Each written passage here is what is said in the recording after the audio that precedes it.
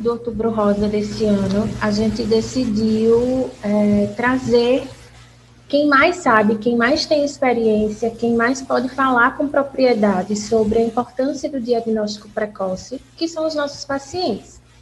E hoje eu vou estar com a Rosângela Bezerra, que é uma paciente nossa e que está nos dando o prazer de falar um pouquinho sobre a história dela aqui.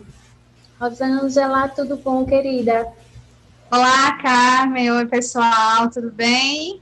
Tudo ótimo. Primeiro, eu queria agradecer, em nome da Med Rádios, a sua disponibilidade em estar aqui com a gente hoje e trazer um pouquinho da sua história, compartilhar um pouquinho da sua história com a gente, né? Então, assim, para a gente começar, me fala como é que foi, como é que você chegou ao diagnóstico, se apresentava alguma sintomatologia, como é que aconteceu isso? Então, Carmen, o ano passado eu comecei a sentir um nódulozinho na mama direita, fazendo o autoexame. No autoexame eu senti aquele nódulozinho. Era muito pequeno e eu não tinha nenhum sintoma assim. Não tinha dor, não tinha coceira, não tinha mais nada. Só era o nódulo. Mas eu achei muito pequenininho e eu pensava, não, deve ser do período, né? Dependendo do período, quando a gente está perto de menstruar, fica aquela coisa estranha e tal. E esperei o outro mês e continuei sentindo o nódulo. E eu senti que começava a sentir ele melhor, então realmente existia alguma coisa. Uhum. Aí, no terceiro mês, eu procurei a médica, eu ainda fiquei nessa, não é, porque a gente fica esperando sentir dor ou sentir. Comecei a pesquisar, e as pessoas diziam que tinha vermelhidão, tinha outros sintomas que eu não tinha, que eu não sentia. Não sentia dor, nada, nada, nada. Então, no terceiro mês que eu estava sentindo, eu procurei a minha ginecologista, que me encaminhou para um mastro, e foi quando fiz a punção, enfim, descobri que realmente existia um tumor, foi feita biópsia, né? Aí começou a investigação e começou aquele drama, né? Terrível. É um diagnóstico muito difícil da gente receber. Antes de você buscar, né, os exames e começar toda essa caminhada, passou na sua cabeça em algum momento que poderia ser, era um assunto que você já discutia, que tinha próximo, tinha vivenciado com alguém próximo ou não? Não tem, inclusive assim, quando a gente começa a vivenciar essa realidade, você começa a pesquisar, né, quais são os fatores de risco. Eu não tinha ninguém na família que tinha tido câncer de mama, eu ainda não estava na idade da faixa etária que eles recomendam, né, acima de 50, tal, aquela... Então, assim, não existiam os fatores de risco para mim. Então, eu não achava que era, eu fui porque, enfim, né, tem alguma coisinha, vamos ver o que é. Uhum. Eu não achava que seria, não. Tá. E quando começou a se investigar isso? Vamos pedir exame, vamos para as consultas. Em algum momento passou na cabeça, já nessa fase, que poderia ser? Sim. Quando eu fui para o primeiro exame, quando eu fui fazer a ultrassom da mama, a médica, ela já agiu de uma forma assim, ela perguntou se eu tinha mastologista, e eu fiquei meio assustada, né, com assim, digamos que com a rapidez dela de querer me encaminhar. Eu falei que não, eu disse, não, eu estava até pensando em procurar alguém aqui e tal. Ela, ele tem ali um médico que é muito bom, tal, doutor Pedro. Enfim, e foi tudo muito rápido. Do dia que eu fiz o primeiro exame, eu já saí, mesmo sem fazer a biópsia, né? Eu fiz a ultrassom, fiz a mamografia e fiz a punção no mesmo dia. E eu tinha dentro de mim aquela certeza que era. Eu disse, não, eu já sei, eu já sabia o que me esperava, mas é aquela coisa que fica aquela esperança, você não vai dar uma notícia dessa para ninguém, sem ter uma biópsia, né? Mas eu já sabia o que era na primeira consulta, eu senti, Deus falou no meu coração o que era. Então, eu tive aquela certeza que eu tinha aquela cruzinha ali para carregar.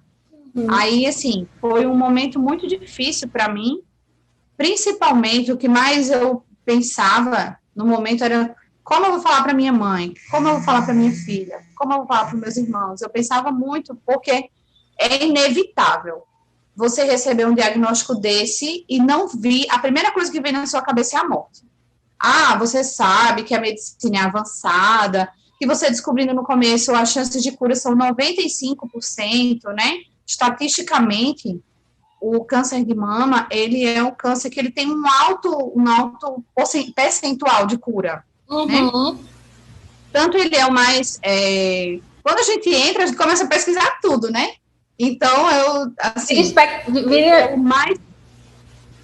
vira cada vez mais experiência no assunto, né? Exatamente. Ele é o mais comum entre as mulheres e ele é também o mais comum, assim, no geral, entre todos os tipos de câncer, ele é o mais comum. Mas, então, você descobrindo no começo, a chance de cura é muito alta. Mas, no começo, o impacto é muito forte. É tão forte que, assim, eu não conseguia falar. Quando eu tive o resultado da biópsia, que as pessoas perguntavam o que era que eu tinha, eu acredito que muitas pessoas talvez tenham passado por isso. Você fala CA porque você não consegue falar câncer. Essa palavra é muito pesada. Você não tem... Eu acho que até uma negação da doença, né? É uma negação de você não conseguir admitir que você está. Então, eu passei uma fase, assim, a fase do começo é muito difícil. Você assumir, você conseguir falar o que você tem, é muito complicado. E assim, Rosângela, você trouxe várias temáticas aí que são muito comuns, ao mesmo tempo que a gente acha que não são mais práticas atuais, né? Quando você diz assim, quando a gente pensa no câncer, a primeira ideia que vem à cabeça é morte. A gente acha que isso é uma coisa que acontecia lá atrás, né? Ou que acontece com as pessoas que não têm muito conhecimento, e na verdade não é. Né? Todas as pessoas vivenciam, ou grande parte das pessoas vivenciam isso, né? De receber o diagnóstico e associado ao diagnóstico vinha esse pensamento, poxa vida, eu vou morrer, né? Ou pelo menos o questionamento, né? Será que eu vou morrer? Será que chegou o meu momento? Será que se eu fizer tratamento vai dar certo? Né? E antes disso, quando você diz que eu percebi que tinha alguma coisa e fui procurar um médico, né? Fui fazer exames. Ainda hoje a gente tem pessoas que, pelo medo de se chegar ao diagnóstico, evitam ir fazer o exame, né? O movimento de fuga, ele começa lá atrás. Quando eu sinto que tem alguma coisa diferente, ou quando eu vou fazer até um exame e lá o médico sinaliza que eu preciso procurar um mastologista, mas eu fico, não vou procurar. Eu entro num processo de negação, que é uma defesa, e acabo evitando para não se chegar a esse diagnóstico definitivo, né? Isso é muito difícil, porque a gente sabe, assim, que a maior chance de cura é o diagnóstico precoce. Isso. Então, a partir do momento que você nega, você está negando a cura para você mesmo. A possibilidade de cura, exatamente. Exatamente, isso é um processo muito perigoso, né? Eu não pensei nesse de fugir, eu realmente achava que não era nada, por isso que eu não tinha ido antes.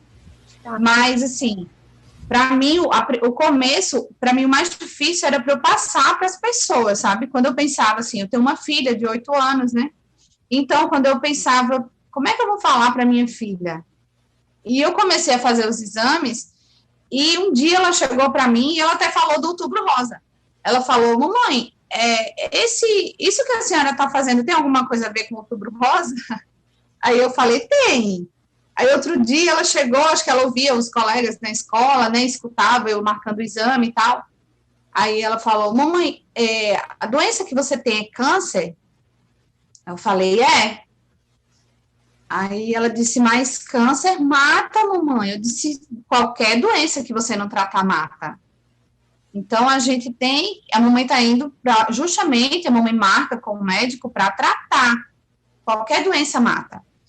Então, eu acho que é outra coisa, assim, quando você começa a enxergar dessa forma, eu ficava dizendo, olha, eu quero pensar que eu estou, assim, com uma infecção muito forte, que eu vou tratar com antibióticos muito pesado, mas que vai ser um tratamento pesado, mas que eu vou sair. E é uma coisa, tem um prazo e a gente tem que trilhar, é um caminho que você tem que trilhar.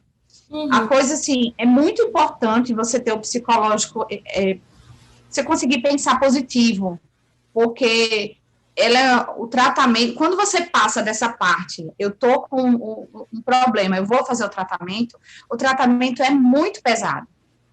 Não tem como você minimizar isso, né? É pesado, é difícil. A quimioterapia é muito difícil.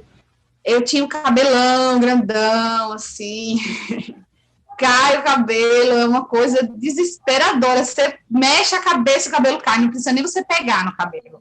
É um outro momento de grande impacto, né, Rosângela? Você recebe o diagnóstico, então quando você assimila que não, tá bom, eu tô com câncer, eu vou começar a fazer o tratamento. Aí vamos lá fazer a quimioterapia, né?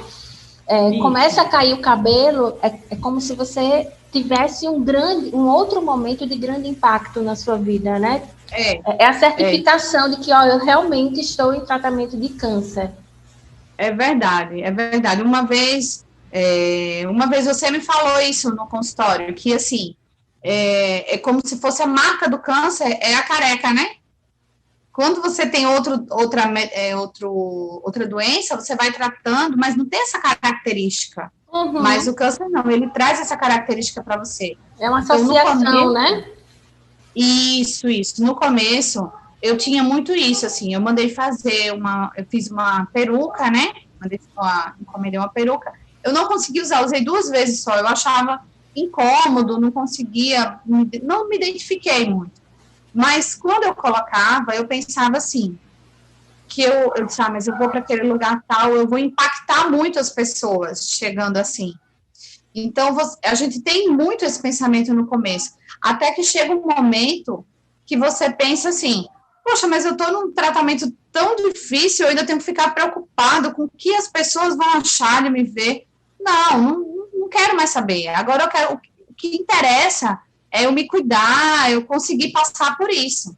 Então, assim, eu tive muito apoio de muitas pessoas, a minha família, os meus amigos, meus colegas de trabalho, que são minha segunda família, me apoiaram muito. Inclusive, ó, essa camisa, as quartas, uso rosa, isso foi ideia do pessoal lá do trabalho, eles fizeram.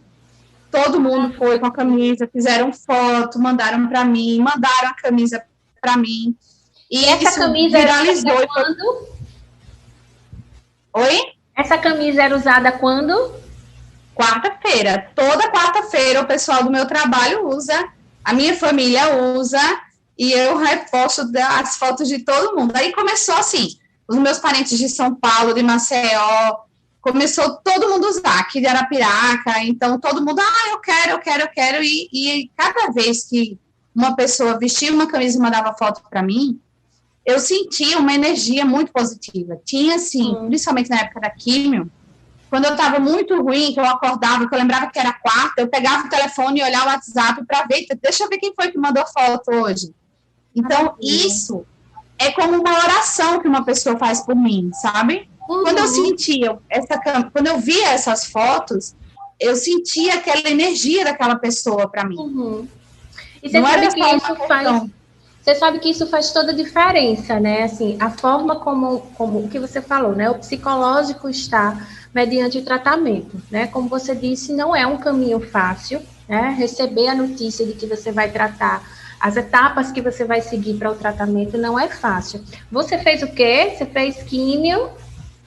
Eu fiz 6 sessões de quimioterapia da vermelha, fiz a cirurgia, a mastectomia da mama direita, e agora eu estou fazendo radioterapia. Eu fiz já 9 sessões, eu vou fazer 25. Certo. Então, você recebe aí o planejamento do tratamento, né? Sabendo que vai passar por essas etapas. Isso já fragiliza, né? Junto a isso, vem as reações que a químio dá, né? Que aí vai variando de pessoa a pessoa. E a forma como você vem vivenciando esses momentos de químio interfere também em como você reage, na intensidade dessa sintomatologia pós, né? Então, quando você fala, assim, todo esse movimento, do apoio dos amigos, dos familiares, e em como você já acordava na quarta-feira, se preparando para o momento do tratamento, também faz toda a diferença para como você vai chegar lá, né? Então, não é aquele dia de, meu Deus do céu, eu vou fazer químio hoje. Não, é aquele dia de, deixa eu ver quem está torcendo por mim, né? Quem está vibrando junto comigo. Isso é muito gostoso de se ver, né? Acredito que isso tenha fortalecido muito você. Eu falava muito lá para as meninas da químio, né? A pessoal da enfermagem, quando eu começava a medicação, eu falava, vai chegando minha dose de cura. Aí as meninas, tem gente que chega aqui e fala, lá vem esse veneno. Eu disse, não é o veneno, é a cura. A gente precisa ter assim, eu interiorizo muito isso. Tudo que você pensa positivo, você atrai. Então, se eu coloco que aquilo ali, eu sabia que me derrubava, eu tive uma sintomatologia muito pesada, fiquei muito ruim. Passei uns dias que fui internada, né? Assim, passei o dia lá, tomando soro e tal. Mas eu sempre ia com esse pensamento. É mais uma dose da minha cura. É mais uma dose da minha cura. A gente precisa ter esse pensamento positivo de que aquilo ali é uma coisa que está fazendo bem para você. Não é nunca uma coisa que está fazendo mal. Pode até ter o sintoma, né? No caso de a contraindicação, né, digamos, mas é sempre a cura, sempre é a cura. Depois, a partir da 4ª sessão, eu, através de um grupo que tem um pessoal que faz químio, me indicou de fazer acupuntura. E a acupuntura me aliviou muito, muito, muito. Foi uma coisa, assim, incrível para mim, a acupuntura. Então, eu comecei a procurar outros tratamentos, assim, também, que aliviasse aqueles sintomas, né? Fiz acupuntura, fiz ozônio, e tudo isso foi melhorando muito, me aliviava enjoo, me aliviava os sintomas, diarreia, eu fazia, no outro dia eu amanhecia muito, muito bem. Então, da 4ª para a 5ª, graças a Deus eu tive também essas dicas. Então, é muito importante a gente conversar, principalmente com quem já passou pela experiência. Porque sempre tem uma dica, uma coisinha que a pessoa fala, que você faz, que você se sente melhor. Se está enjoada, não consegue comer, vai tomar vitamina, toma água de coco, enfim. Tem umas coisinhas assim que vão fazendo com que a gente consiga trilhar esse caminho de uma forma melhor. Abrindo horizontes, na verdade. A gente vem de um conceito de que quanto mais a gente fala sobre o câncer, mais chances a gente tem de compreender e de buscar formas de melhor tratá-lo, né? A gente tem uma cultura mesmo onde as pessoas evitam falar, como você falou no começo, né? Eu nem pronunciava o nome, porque era uma coisa que eu ainda não tinha elaborado, não tinha aceito, né? E algumas pessoas realmente, até durante o tratamento, evitam atender telefone, falar para alguém o que é que tem de fato, só fala que está em tratamento, evitam mesmo, né? Compartilhar esse tipo de situação. Mas, como eu falei, quanto mais a gente fala, mais possibilidades a gente tem, né? Estar no grupo, fazer parte do grupo, dividir com outras pessoas que passaram pela mesma experiência que você, né? Pode sim ajudar.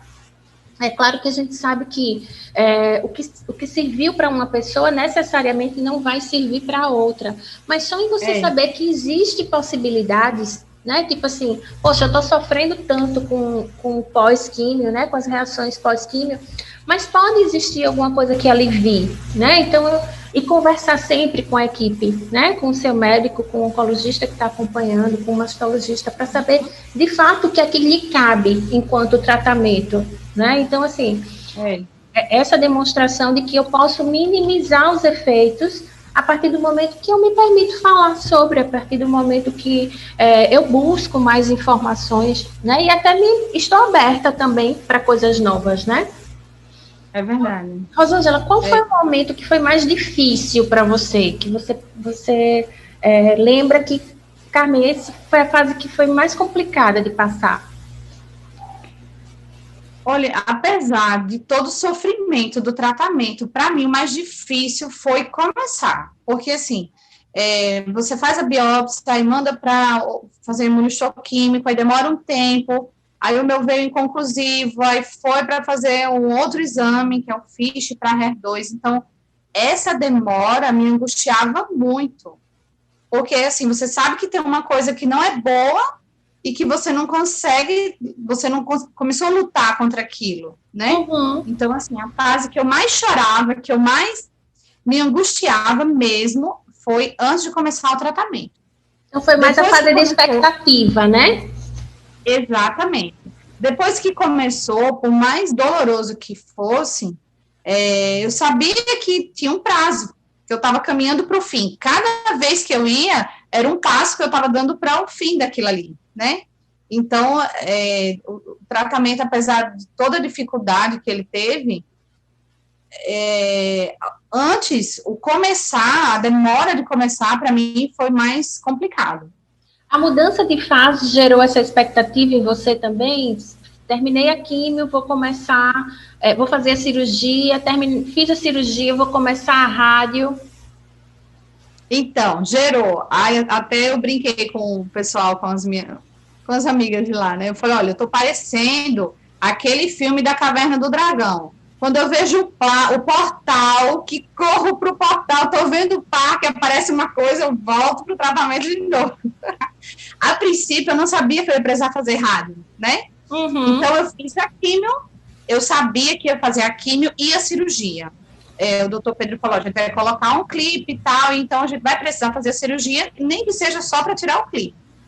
Então, isso eu já tinha consciência. Mas quando terminou a químio, o tumor diminuiu, mas ele regrediu, mas ele não zerou. Então, já foi redesenhado uma nova estratégia para o meu tratamento. Eu optei em fazer a mastectomia. O médico falou que eu tinha a opção de fazer o quadrante ou fazer a retirada total. Mas como ele já me deu a opção de fazer a reconstrução na mesma cirurgia e tudo, eu achei assim que para mim psicologicamente ficava melhor eu tirar logo e virar a página desse assunto, né? Uhum. Mas aí eu fiquei sabendo que ia fazer a rádio. Mas eu ainda não vou terminar esse tratamento, não acredito. Até no começo da rádio, eu ficava com falta de ar, não conseguia. E é uma coisa assim, a rádio é a mais fácil que tem de você passar. Não tem muita dor, o negócio nem toca em você, a máquina nem chega perto. Mas a cabeça da gente sabe, né, que ali tem uma coisa, uma radiação que está vindo, que pode chegar no... Enfim, eu fiquei ainda alguns dias com falta de ar dando trabalho às meninas da rádio, porque demorava, as meninas falavam, Rosângela, tem que você parar de ficar respirando fundo para poder fazer. Mas tem isso, sabe? Você acha que está terminando, tem outra coisa. Quando você acha, enfim. Sempre uma surpresinha, viu? É interessante a gente perceber, assim, que em todos os processos que você fala, tem os momentos de fragilidade, né? Vou começar o tratamento, a quimioterapia, tem a expectativa desse começo, né? Vou fazer a cirurgia, vou pensar em virar logo a página de vez, vou começar a rádio, vem a ansiedade, o respirar, né? Assim, sempre tem alguma coisa que pode fragilizar. E que a gente percebe que está muito associado também ao desconhecido, né? Como é que vai ser? Quando a gente quer que chegue, mas quando chega, como é que vai ser o depois, né?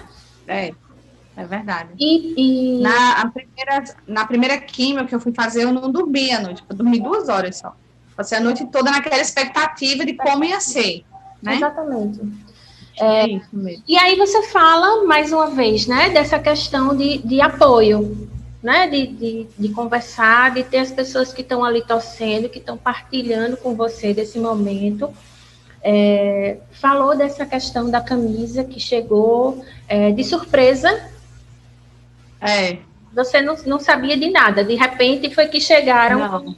Tá, quem começou? Eu estava vindo de Maceió, eu tinha ido fazer algumas coisas lá, não sei o que, eu estava vindo daí da Med Rádios e mandaram uma foto para mim no WhatsApp. Aí quando mandaram a foto, foi a foto da turma toda com a camisa e assim começou esse movimento. E tinha assim, na verdade, eu tive muito... uma coisa que a gente descobre muito, Carmen, quando a gente passa por um processo assim, é que você vê quantas pessoas torcem por você, quantas pessoas gostam, amam você. Porque, assim, a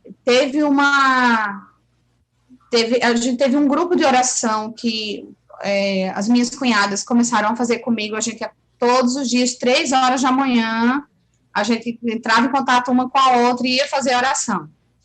Teve um grupo de WhatsApp que uma amiga minha criou, e a gente, todos os dias, assistia o Texto da Misericórdia, 3 horas da tarde, aquela turma, todo mundo junto. Então, assim, eu recebi muitas mensagens, muitas pessoas falando que estavam fazendo oração por mim.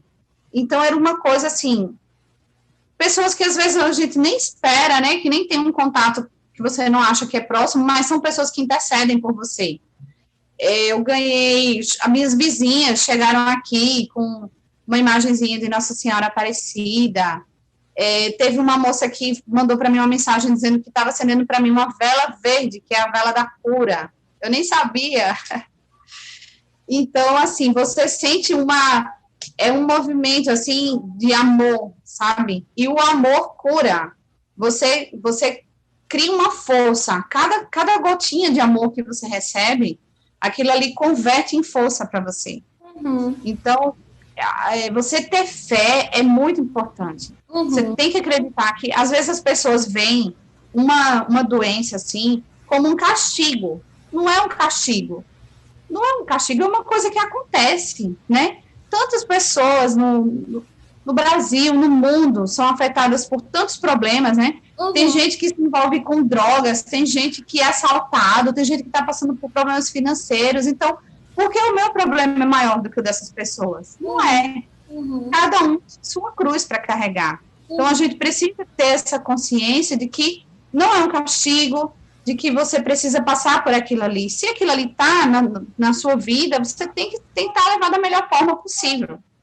Saber que é um aprendizado, né, Rosângela? Você tem a possibilidade de aprender algo novo, né? Apesar da doença ser uma doença que realmente traz algum sofrimento, né? Que modifica muito algumas situações, alguns aspectos da sua vida, ela também traz possibilidades de aprendizado, né? Tanto o que você falou agora, né? Reconhecer o poder da fé, reconhecer o fortalecimento das amizades, dos vínculos que foram criados, né?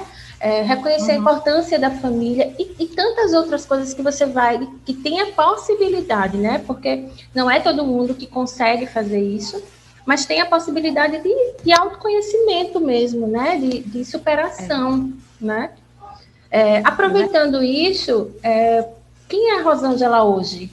Se você olhar para trás antes do câncer e hoje, depois de tudo isso que você está vivenciando, porque você ainda está em tratamento, né? Você está fazendo rádio ainda. Quem é a Rosângela hoje para você? A Rosângela hoje, ela é uma Rosângela muito mais corajosa, viu? Eu confesso para você que eu tinha muito medo eu morria de medo de cirurgia. E quando foi para o centro cirúrgico, eu fui muito tranquila.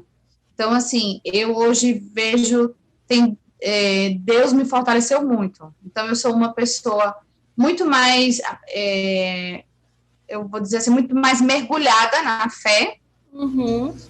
E eu sou uma pessoa mais corajosa, viu? Então, eu vou sair, eu percebo que eu vou sair muito mais forte de tudo isso. Isso aconteceu na minha vida não por acaso. Eu acredito que eu vou ter muitas coisas ainda para fazer, muitas histórias para contar. Com certeza, né? Histórias que vão fortalecer muitas pessoas, né? Ok, estamos nos encaminhando para o final. Rosângela, o que você tem para dizer para as pessoas? A gente fala muito agora em outubro da conscientização, da importância da prevenção, que não deve ser só em outubro, né? Esse é um mês simbólico, mas que a gente deve ter essa atenção o ano todo, né? Para estar buscando médico, para estar fazendo os exames. O que é que você, dentro dessa sua experiência de vida, tem para dizer para as pessoas que estão assistindo você agora? Olha, a coisa mais importante, a princípio, é a prevenção. Então, você, assim, a gente conhece o nosso corpo. Então, se você percebe que tem qualquer coisinha errada, não dê atenção. Aquilo é um sinal do seu corpo. O seu corpo fala com você. Às vezes, a gente não quer escutar o que o corpo está falando com a gente, né? Então, dê atenção ao seu corpo, faça o exame. Todos os anos eu faço meus exames, tudo certinho, inclusive fazia pouco tempo que eu tinha feito, quando eu descobri. Mas, assim, você ter um diagnóstico precoce é muito importante.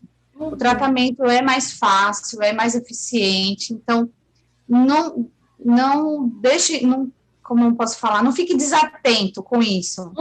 Sempre escute, a gente percebe, a gente sente, né, o que é que está de errado. Então, a prevenção é muito importante, muito importante. E quando você tiver um diagnóstico desse, como foi o meu diagnóstico, como muitas pessoas no Brasil inteiro, todos os dias têm esse diagnóstico, enfrente com coragem, com fé, não se abata. Não é questão de, eu hoje chorei, chorar eu achava ótimo, quando eu chorava, eu desabafava, no outro dia eu acordava bem alto astral.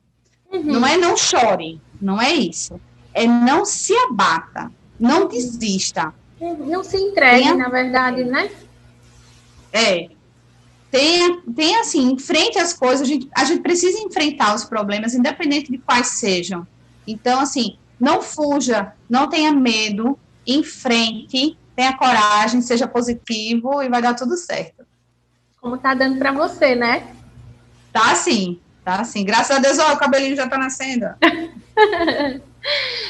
Você falou de uma coisa também importante, assim, as pessoas fazem os exames periódicos e às vezes chegam no consultório dizendo assim, mas eu fazia exame todo ano, né? Eu fazia meu check-up todo ano, como é que eu adoeci? Os exames, eles não têm o intuito de evitar a doença, eles têm o intuito de fazer com que ela seja diagnosticada o mais precoce possível, né? E o que a Rosângela falou agora é super importante. A gente precisa ter um tempo de atenção para o nosso corpo, né? Às vezes a correria, as obrigações fazem com que a gente se afaste muito de nós mesmos, né? Mas a gente precisa desse tempo até para conseguir se perceber, né? O que é que está diferente? O que é que, como é que eu estou me vendo e o que é que eu percebo de diferente no meu corpo? Porque muitas vezes, como você falou, eu tinha feito exames há pouco tempo, né? E ainda assim eu percebi algo diferente e fui buscar.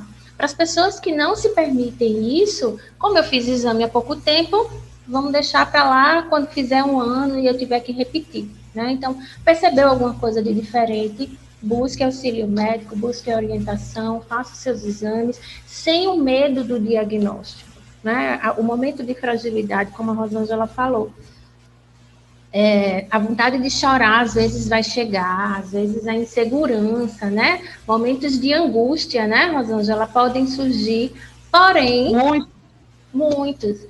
Não se entregue, né? São momentos que vão passar, né? E tá aí, Rosângela, hoje de cabelinho crescendo já, né? E na certeza de que realmente tudo vai passar, né? E com essa... um fã-clube, né, que tá aí né, Carmen? Vestindo rosa constantemente, né? Agora no período da rádio tá todos os dias. Então, né, até o pessoal agora no mês de outubro estão usando o lacinho, né, eu até esqueci de colocar o meu lacinho, mas, inclusive, agora, sábado passado, teve o presidente da Caixa veio aqui para Arapiraca, e ele fez uma visita lá e fez uma link com a gente que estava em home office, e ele falou, olha, Rosângela, coloquei o lacinho, viu? Então, isso é muito importante, gente, o apoio, o carinho, o pensamento positivo é muito importante. Uma corrente de energia, né, para você. Maravilha. Meu amor, muito obrigada, viu, por esse momento, por ter partilhado com a gente a sua história, né, o seu momento de superação, o seu fortalecimento aí com uma rede enorme de pessoas que estão torcendo por você. E de mostrar para a gente que é possível, né? É possível vivenciar o diagnóstico, o tratamento e conseguir estar bem, né? Então, assim, a gente só tem a agradecer muito a você. Obrigada, viu, Carmen? Tantas vezes, assim, eu gostaria de agradecer agora, Carmen, a toda a equipe da Med Rádios. Uma equipe que me abraçou muito. Eu sempre me senti muito bem tratada. Eu vejo assim que é muito humanizado. o atendimento de vocês. É individualizado, o pessoal dá o WhatsApp, você, quando está naquele sufoco, fala, mesmo durante a pandemia, consegui falar com você, consegui falar com Cíntia por WhatsApp. Doutor Rafael nem se fala, né? Perturbei tanto, coitado do doutor Rafael. A Aninha, da enfermagem, o João, da farmácia, enfim. É uma equipe muito humanizada, então isso faz com que a gente também se sinta bem tratado, sabe? Uhum. Eu sentia que eu estava em boas mãos. Isso também é um outro fator que ajuda muito, é você confiar na equipe que você está trabalhando, né? Isso. É muito bom. Obrigada, viu? Que bom, que bom. Então, assim, tudo de bom para você, né? Que você continue nessa caminhada, se fortalecendo a cada dia. E até breve. Tá bom, Beijo. querida. Um beijo. Tchau.